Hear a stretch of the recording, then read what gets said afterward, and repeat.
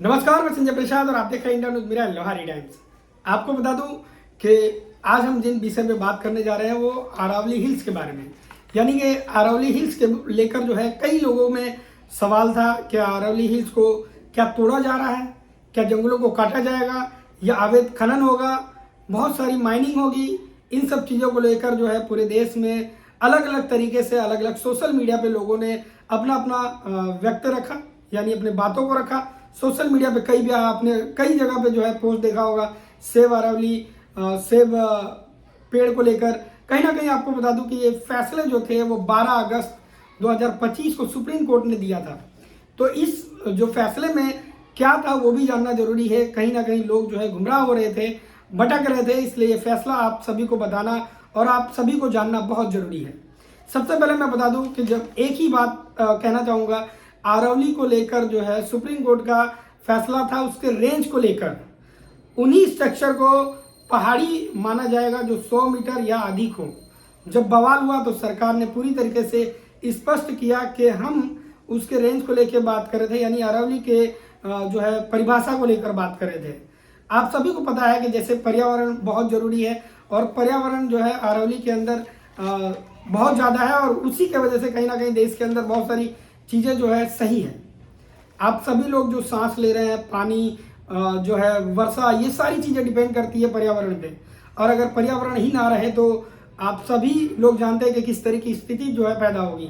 पर यहाँ पे रेंज को लेकर था, यहाँ के जो है पर्यावरण मंत्री जो है भूपेंद्र यादव ने जो है स्पष्ट रूप से बताया कि किस तरीके से पर्यावरण पे वो किस तरीके का जो है सुप्रीम कोर्ट ने फैसला दिया था, वो भी आप सभी को जानना होगा।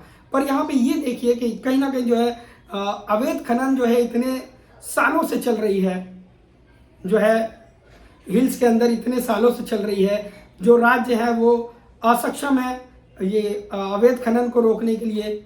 आप सभी को पता है कि हरियाणा में जो है नायब सैनी की सरकार है और राजस्थान में जो है भजन लाल शर्मा की सरकार है, गुजरात में भूपेंद्र पटेल की सरकार है और दिल्ली में रेखा गुप्ता की सरकार है। और सबसे बड़ी बात करूं तो केंद्र में मोदी सरकार है, यानी नरेंद्र मोदी जी की सरकार है।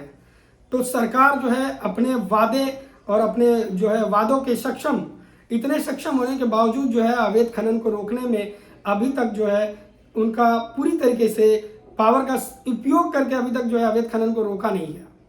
ये एक बहुत बड़ा सवाल है कि आखिर अवैध खनन हमारे देश के अंदर कब तक चलता रहेगा। पर अरावली हिल्स को लेकर जो है पूरी तरीके से जो है पर्यावरण मंत्री भूपेंद्र यादव ने जो है अपना बयान दिया। सरकार ने जो है पूरी तरीके से स्पष्ट किया कि हम उन पहाड़ों को नहीं तोड़ रहे हैं, ना ही अरावली के जंगलों को काट रहे हैं। ये बयान सुनिए और साथ ही आप सभी लोग कमेंट जरूर कीजिएगा कि क्या अरावली हिल्स या फिर कहीं भी इस तरीके के खनन होने चाहिए या अवैध तरीके से जो है खनन करके उसमें से मिट्टी चुराना, पर्यावरण को काटना कहाँ तक सही है। पहले सुने भूपेंद्र यादव जी का बयान। जो 100 मीटर का विषय है टॉप से धरातल तक, और धरातल में भी उस लैंडफॉर्म जिस फॉर्मेट में है वहां का minimum lowest area. Aravalli range का अर्थ है उसके 500 मीटर के अंतर्गत। जो झूठ बोल रहे हैं उनका झूठ बेनकाब धीरे धीरे हो रहा है और झूठ के कोई पैर नहीं होते हैं, वो अपने आप ही अपने ही झूठी चीजों से समाप्त हो रहे हैं। मैं आपको ये भी कहना चाहता हूं कि कोर्ट ने ही अरावली हिल्स और अरावली को लेकर के एक टेक्निकल कमेटी का गठन किया और only the restricted purpose of mining, क्योंकि पहले ऐसा होता था कि किसी भी जगह पे जाके माइनिंग होती थी, कोई तय नहीं होता था कि अरावली हिल और अरावली के, but this is also restricted to the purpose of mining. और इसलिए जो 100 मीटर का विषय है, मैं कल भी इसको क्लियर कर चुका हूं, टॉप से धरातल तक, और धरातल में भी उस लैंडफॉर्म जिस फॉर्मेट में है वहां का मिनिमम लोएस्ट एरिया है। उस लैंडफॉर्म जिसमें वो सिचुएटेड है वो अरावली पर्वत और अरावली रेंज का अर्थ है उसके 500 मीटर के अंतर्गत। कई लोग कई तरह की बातें कह रहे हैं, कुछ हमारे वरिष्ठ नेता लोग भी भ्रामक ट्वीट कर रहे हैं। सबसे पहले मैं क्लियर कर दूं, एनसीआर रीजन में माइनिंग अलाउ ही नहीं है। एनसीआर का अर्थ हो गया दिल्ली, गुड़गांव, फरीदाबाद, नूह और जहां तक अलवर का एनसीआर लगता है। तो जब एनसीआर रीजन में माइनिंग ही अलाउ नहीं है तो उनका तथ्य ही झूठा है। दूसरा, ये डेफिनेशन आने के बाद भी इस निर्णय में ही ये कहा गया है कि अभी कोई नई माइनिंग लीज ही नहीं दी जाएगी।